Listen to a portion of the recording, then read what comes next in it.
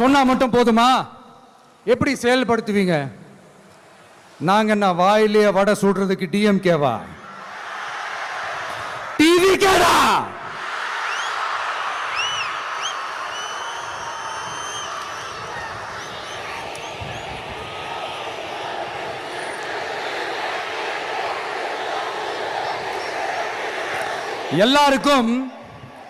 எல்லாருக்கும் நிரந்தரமான ஒரு வீடு இருக்கணும்னு சொன்னோம்.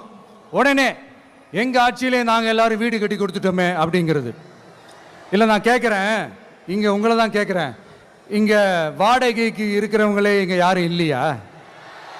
எல்லாருக்கும் சொந்தமா வீடு கட்டி கொடுத்துட்டாங்களா? அடுத்து வீட்டில் இருக்கிற ஒவ்வொருத்தரும் மினிமம் டிகிரி படிச்சிருக்கணும் அப்படின்னு சொன்னோம். உடனே எங்க ஆட்சியிலே எல்லாரும் டிகிரி படிச்சு முடிச்சிட்டாங்களே அப்படிங்கிற மாதிரி சொல்றது அது உண்மைனா?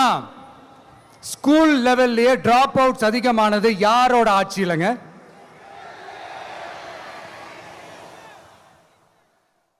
பசங்க பிள்ளைங்க யாரும் ஸ்கூல்ல சேரலன்னு சொல்லிட்டு எனக்கு தெரிஞ்சு 207 கவர்மெண்ட் ஸ்கூல்ஸ் மூடினது யாரோட ஆட்சியிலங்க? இதுல கல்வியில் சிறந்த தமிழ்நாடுன்னு டிராமா வேற.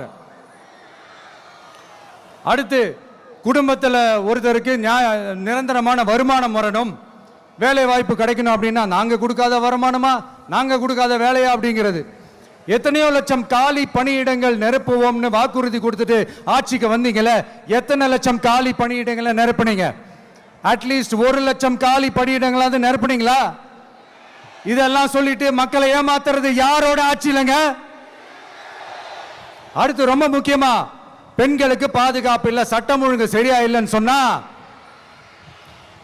தமிழ்நாட்டில் பெண்கள் பாதுகாப்பு தான் அதிகமா இருக்குதான். நீங்க சொல்லுங்க மக்களே, பெண்கள் பாதுகாப்பு இருக்கு? சட்டம் ஒழுங்கு சரியா இருக்கு? அவங்க சொல்றது உண்மையா? அவங்க சொல்றதை நீங்க ஏத்துக்கிறீங்களா? சத்தமா கேக்குதா சார்? இதுதான் ரியாலிட்டி, இதுதான் நிஜம். நம்மளுடைய ஆட்சியில சட்டம் ஒழுங்குல சமரசமே இருக்காது. அதனாலதான் இவ்வளவு ஸ்ட்ராங்கா சொல்றோம், தைரியமா இருங்க மக்களே.